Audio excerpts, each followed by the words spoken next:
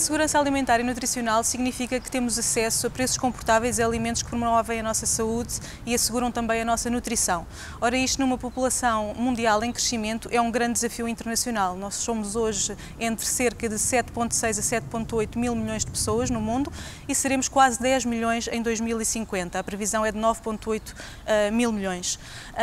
E, portanto, alimentar esta população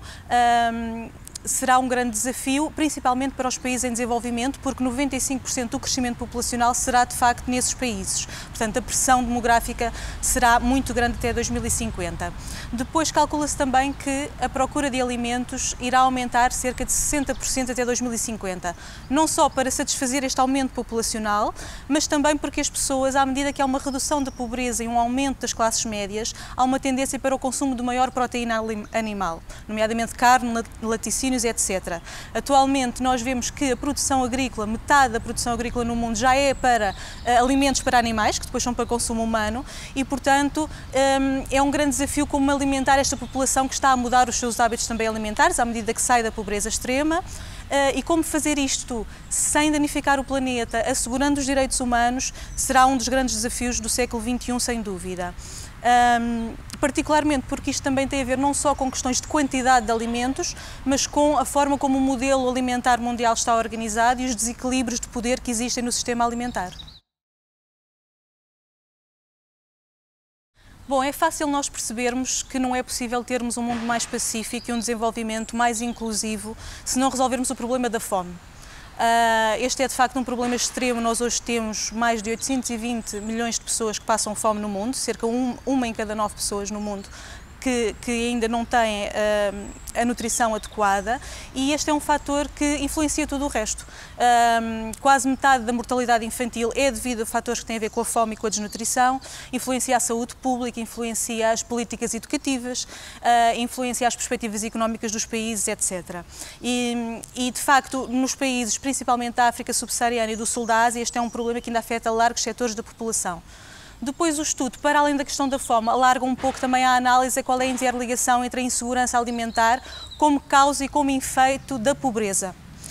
Mais de 70% dos pobres no mundo, ou das pessoas afetadas por pobreza extrema, vivem em zonas rurais, e este é um dado importante para as políticas de desenvolvimento. E existem também uma série de ligações comprovadas entre a insegurança alimentar e as desigualdades, porque no fundo são os grupos sociais com menor poder, aqueles que estão em desvantagem ou que são mais discriminados, nomeadamente as mulheres, mas também minorias étnicas, os povos indígenas, etc., que são mais afetados pela insegurança alimentar e no fundo são afetados pelas políticas económicas, pelas políticas de investimento, pelas políticas agrícolas, mas têm pouca voz nestas negociações que são muito dominadas pelos governos, pelas empresas multinacionais e também pelas organizações internacionais. E existem também uma série de fatores ligados à segurança alimentar que condicionam as perspectivas de desenvolvimento dos países, como por exemplo os modelos de produção e consumo, que muitas vezes são insustentáveis, as questões do acesso e distribuição dos alimentos, o próprio desperdício alimentar e, portanto, isto influencia as perspectivas de desenvolvimento dos países.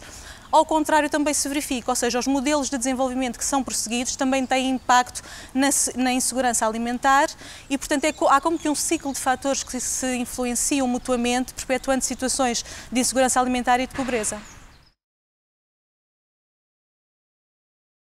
Em termos formais, o direito humano a uma alimentação e uma nutrição adequadas está consagrado nos principais instrumentos internacionais e desde 1996, na Cimeira Mundial da Alimentação em Roma, que há um plano de ação para concretizar esse direito à alimentação e nutrição. Na última década nós vimos alguma evolução destes enquadramentos e políticas internacionais, particularmente devido à crise alimentar de 2007-2008, porque não foi apenas uma crise financeira, foi também uma crise da volatilidade dos preços mundiais dos alimentos. E depois também devido à maior preponderância, digamos assim, das agendas da sustentabilidade, da luta contra as ações climáticas, que trouxe este problema para as agendas internacionais. Eu gostava de salientar, por exemplo, todo o trabalho desenvolvido pelo Comitê Mundial de Segurança Alimentar das Nações Unidas e também as diretrizes acordadas pelos Estados-membros da FAO, da Organização das Nações Unidas para a Alimentação e Agricultura, e que são diretrizes que têm a ver com as obrigações dos Estados, com a governação responsável dos recursos naturais, portanto, com os princípios da agricultura sustentável, uma série de diretrizes que enquadram a atuação dos Estados. Depois há também, ao longo desta última década, especialmente, o reforço de muitos movimentos, alguns deles vindos da sociedade civil, que têm grande importância na sustentabilidade e que têm a ver com modelos mais inclusivos e sustentáveis da agricultura e da alimentação. Por exemplo, o movimento da soberania alimentar, que é muito conhecido ao nível mundial, mas também movimentos como a agroecologia, que defende a sustentabilidade dos modelos agrícolas, e outros. Temos ainda depois, obviamente, a partir de 2015, a Agenda 2030 para o Desenvolvimento Sustentável, que tem um objetivo de desenvolvimento sustentável, o número 2, sobre a erradicação da fome e a promoção da segurança alimentar, e este é um objetivo 0, portanto, que preconiza a erradicação total da fome em todo o mundo. E há toda uma interligação entre vários ODS, não só, portanto, este ODS especificamente sobre a segurança alimentar, mas toda a interligação entre os vários ODS, e há uma tabela no estudo que explica exatamente essas interligações. O problema de todos estes enquadramentos internacionais é que a sua maioria são não vinculativos e voluntários, ou seja, não obrigam os Estados que os subscrevem a implementá-los. E, portanto, muitas vezes o que nós vemos é que os países, depois, na formulação e na implementação das políticas de investimento, das políticas económicas, das políticas agrícolas, acabam por não implementar estes enquadramentos que subscreveram ao nível internacional. As incoerências identificadas pelo estudo são variadas e dariam para várias horas de conversa, mas eu salientaria apenas algumas das principais. Desde logo, a baixa prioridade que é dada ao setor agrícola e alimentar no quadro das políticas de desenvolvimento, quer do lado dos doadores de ajuda pública ao desenvolvimento, porque o setor agrícola ainda tem uma participação muito pequena nos fundos que existem para a ajuda ao desenvolvimento, quer também do lado dos próprios países beneficiários ou receptores dessa ajuda, e particularmente os países mais pobres. E isto apesar de estar comprovado o potencial da agricultura como motor de redução da pobreza e de redução das desigualdades e de promoção do desenvolvimento dos grupos mais pobres e vulneráveis que vivem exatamente nas zonas rurais. Depois, também a questão da participação do setor privado, que nós sabemos que é essencial no desenvolvimento, mas em que os enquadramentos e instrumentos internacionais de responsabilização da atuação das empresas, nomeadamente no que respeita aos direitos humanos, a respeito de normas sociais e ambientais, ainda é um enquadramento muito fraco.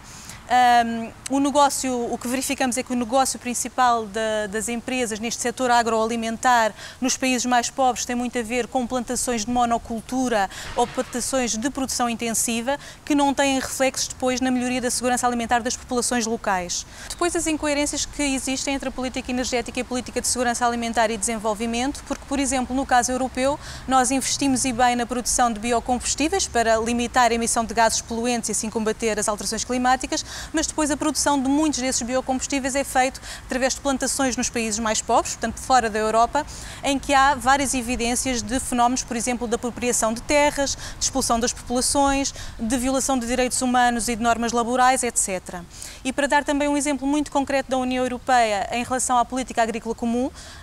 sobre a qual as incoerências já vêm de muito longe, mas que houve todo um esforço da União Europeia para mitigar essas incoerências nesta última reforma da política agrícola comum, mas de facto ainda continua a ter alguns efeitos nocivos nos países mais pobres. Por exemplo, o setor do leite, dos laticínios, é um exemplo paradigmático desta incoerência, porque a União Europeia financiou, no fundo, as indústrias locais de laticínios destes países mais pobres, em África, na Ásia, na América Latina, quando havia uma situação na Europa em que os europeus absorviam a produção de leite que existia na Europa, e depois, quando passou a haver excedente de produção, o que a União Europeia fez foi dar subsídios à exportação para os agricultores europeus, que, portanto, inundaram os mercados destes países mais pobres de leite a preços baratos e comprometeram a produção local, digamos assim, que tinha sido apoiada pela política de ajuda ao desenvolvimento.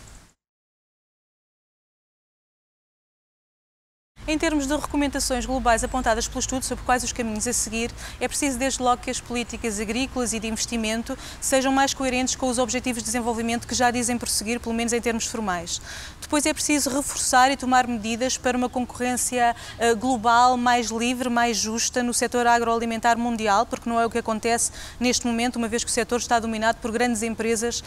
multinacionais. É necessário também reforçar os mecanismos de governação global neste setor, setor e aqui reforçar os mecanismos que têm a ver com a responsabilização das empresas e a sua atuação em consonância com os direitos humanos e com as normas ambientais. É necessário, por outro lado, um investimento mais forte num desenvolvimento rural mais integrado e aqui que tenha em conta todas as questões da proteção social, da alimentação e da nutrição, da criação de emprego, do desenvolvimento económico e, por exemplo, opções inovadoras como a agroecologia poderiam ser mais apoiadas e mais incluídas nas políticas de desenvolvimento e nas políticas agrícolas. É preciso também trabalhar cada vez mais através de parcerias multi-atores, com a sociedade civil, com o setor privado, porque são estes atores que estão no terreno, que implementam estas políticas e só assim poderemos ter resultados duradouros. E, por fim, muito importante, é preciso apoiar os pequenos produtores e as comunidades locais, não apenas na questão dos fundos, portanto, haver mais fundos para o desenvolvimento da agricultura familiar, dos circuitos de proximidade, todas estas questões, mas encarando estes atores não apenas como beneficiários das políticas, mas como verdadeiros agentes de mudança, porque, na verdade, eles são os atores que investem nas suas comunidades, eles são o setor privado, eles são a sociedade civil e, portanto, há muito uma tendência para as políticas de desenvolvimento os encararem apenas como beneficiários, mas devem ser encarados como os verdadeiros agentes da transformação agrícola, da transformação alimentar. Depois nós, enquanto cidadãos, obviamente, na Europa e noutros continentes, temos um papel a dizer e podemos fazer a diferença, desde logo comprando produtos locais, tendo um consumo mais responsável e consciente dos produtos que consumimos,